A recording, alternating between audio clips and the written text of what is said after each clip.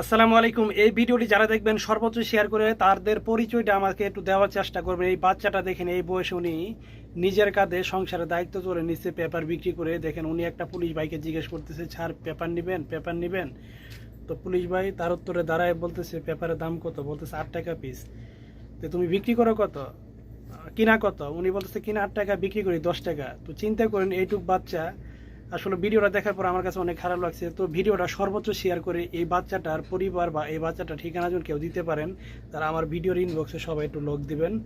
তো যতটুকু পারি এই পরিবারটাকে সহযোগিতা করবো আমরা প্রবাস থেকে ভাই বোনেদের মিলে।